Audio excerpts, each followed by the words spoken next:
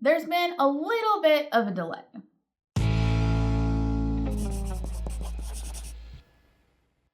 Welcome to Crocs in the Kitchen. I'm Jessica. And I am Brian.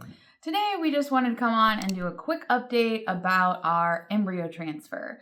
So as you guys hopefully know from our previous videos, we've talked about that we are in the process of working on baby number 2.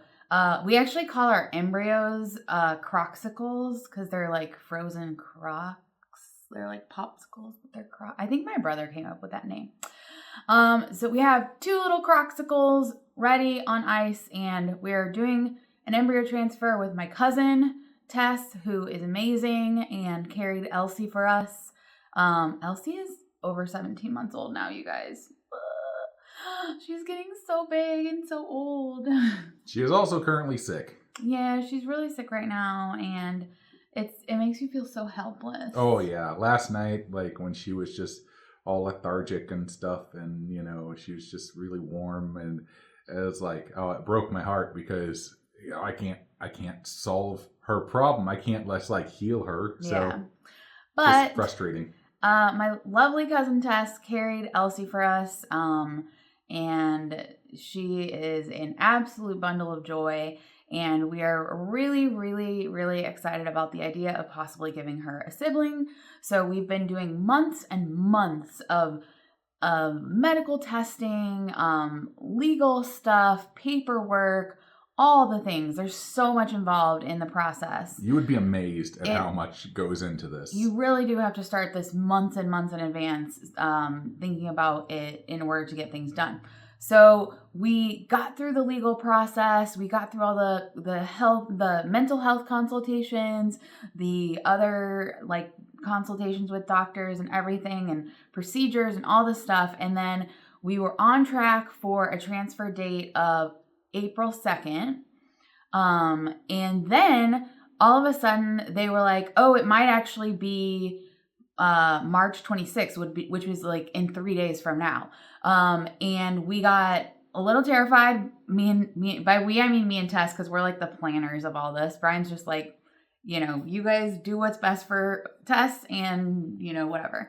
But they all of a sudden were like, oh, based on the timing of her cycle, we might need to do it on the 26th. So then we made alternate plans because she was already going to be in town on the 2nd. So we made plans to make sure she was in town because my cousin and her husband and family live in Columbus, Ohio, and we live in St. Louis. So it's about a 6.5-ish hour drive. So we had to make plans to make sure she was in St. Louis on both days, just in case. And everything ended up culminating? Is that a word? Culminating. Culminating. Mm-hmm. Cultivating. Wait, what did I say? I don't know. I don't even know. Culminating in an ultrasound and some blood work that they did on Thursday, just a few days ago. And unfortunately, the news was not... I don't want to say it was bad news because it wasn't bad. It's just the timing isn't right for this. So what happened is they did her blood work.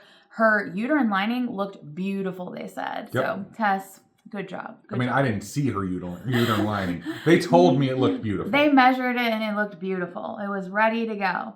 But her progesterone level was a little bit too high, meaning that they think she already ovulated in this cycle.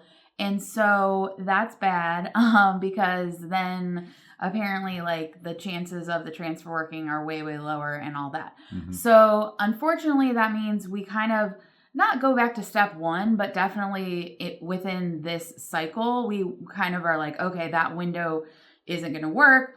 Now we have to wait basically for her to have another period, and then they'll track her again, and then all this kind of stuff. So if you don't know anything about doing like IVF and surrogacy and all this stuff, they have a bunch of different protocols that they'll do to prepare somebody for the FET, which is the frozen embryo transfer.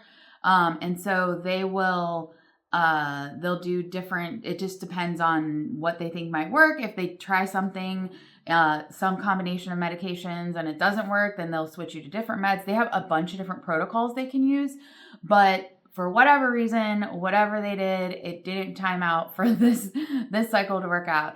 So Tess and I were especially really bummed. I was mostly bummed for Tess because I know she was really excited to just get it going, and she's just definitely ready to get to the next phase of this process after so many months of talking about it, planning, going through all the minutia. That's a word, right? Yes.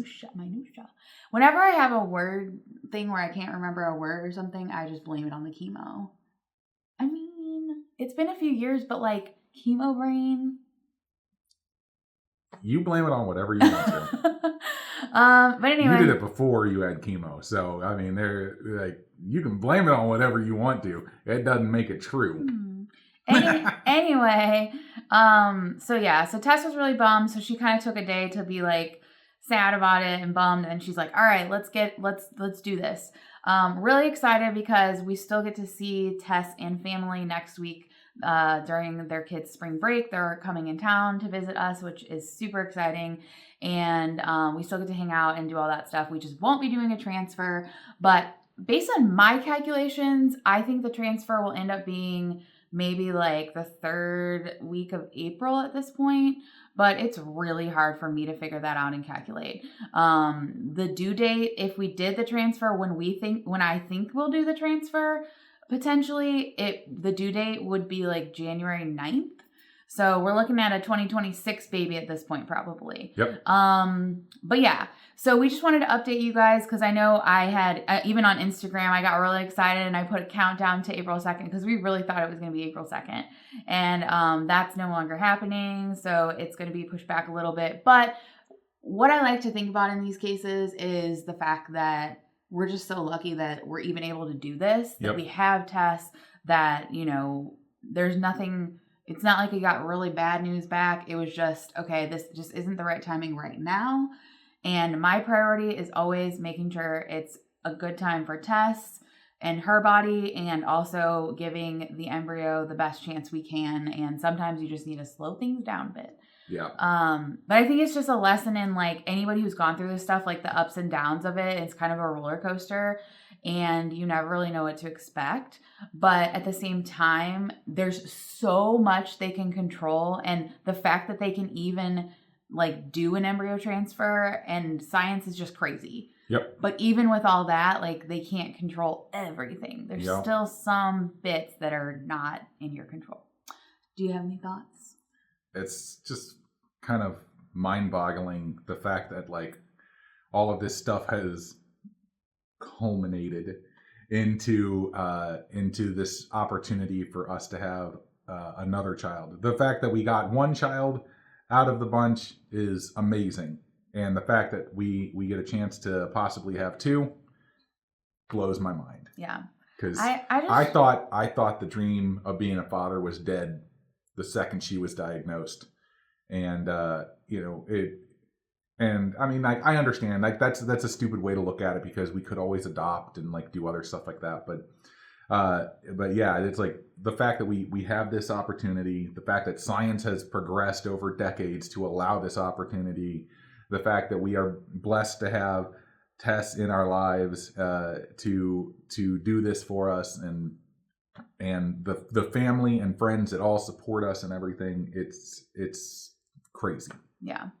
So we'll keep you updated, but just want to let you know that things have slowed down a little bit. So keep Tess in your thoughts and your prayers as she's going through like some of the stuff that they do with the meds. Definitely, it's hormonally, it can be rough on you, like with everything. And I think the interesting thing is that, Tess will call me up and say like, oh man, I'm feeling a certain way.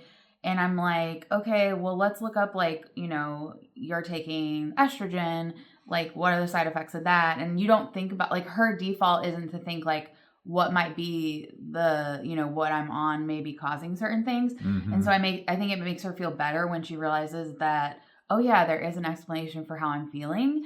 But I can't like, I just want to reach over and like hug her and make it better, because I know it's just a lot for your body to go through, like, and even the stress of it, just the stress of like, is it going to happen? Is it going to happen this week? Is it going to happen the next week? And not knowing, especially for someone like Tess, I feel like is just really stressful. And I can't really do anything but like just be supportive of her and just be there for her. And she's very lucky to have, you know, a Jeff who is very supportive as well. And I had to call Jeff the other day and be like, all right, I'm going to need you to give our girl a big hug, because when we found out the news that the transfer was going to be delayed, I was like, I need you to like pull out all the stops, get her some good food tonight, get her, you know, all that, because it's just a lot to be going through. And I think that, you know, anybody who is considering going into these situations, that's one thing you have to consider is your support network around you, because it's something, you know, that is just a very emotional process. Yep.